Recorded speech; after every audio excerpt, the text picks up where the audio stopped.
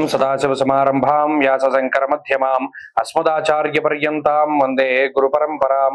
జ్యోతిష్ శాస్త్రాన్ని భావితరాల వారికి ప్రసాదించిన ఋషుల యొక్క పాదపద్మాలకు నమస్కారం చేసుకుంటూ, అలాగే నాకు ఈ జ్యోతిష విద్యను నేర్పిన గురువర్యులు జ్యోతిష బ్రహ్మ కీర్తిశేషులు శ్రీ ఏరంకి సూర్యనారాయణమూర్తి గారు, సూర్య శ్రీ దైవజ్ఞ గారి యొక్క పాదపద్మాలకు నమస్కారం చేసుకుంటూ, ఓం శ్రీ మహాగణాధిపతి నమః, శ్రీ గురుభ్యో నమః, హరి ఓం.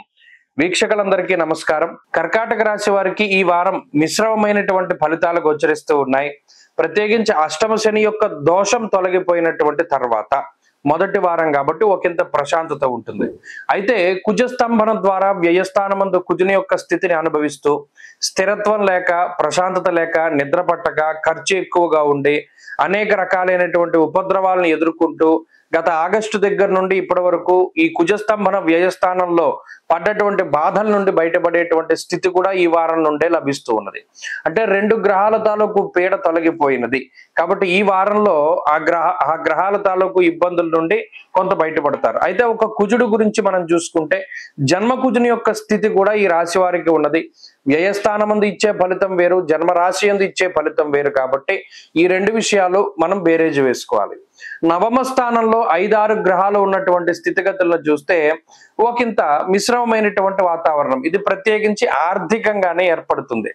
ఆర్థిక అనిశ్చితికి, అలాగే కొంత అదృష్టం లేనటువంటి తత్వానికి ఇది కారణమవుతూ ఉంటుంది.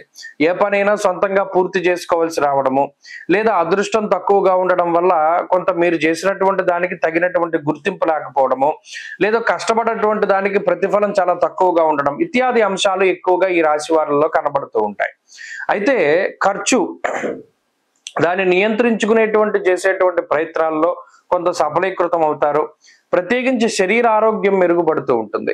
నిద్ర పట్టకపోవడము, లేదా రాత్రి వేళల్లో పని సమయాలు అంటే నైట్ డ్యూటీలు చేయవలసి రావడం ఇత్యాది విషయాలతోటి గతంలో ఏదైతే ఇబ్బందులు ఉన్నాయో దాని నుండి బయటపడేటువంటి పరిస్థితులు ఈ రాశి వారికి ప్రత్యేకంగా కనబడుతూ ఉన్నాయి.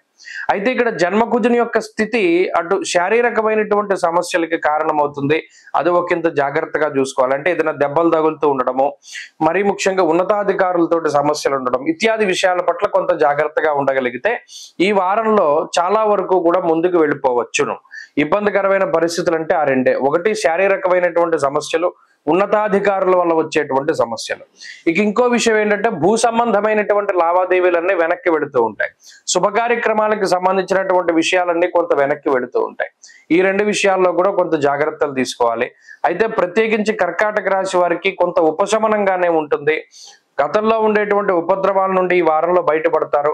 మరింత అనుకూలమైనటువంటి పరిస్థితిని ఈ రాశి వారు పొందడానికై లక్ష్మీ నరసింహస్వామి వారి యొక్క ఆరాధన చేస్తూ ఉండడం చెప్పదగినటువంటి సూచన.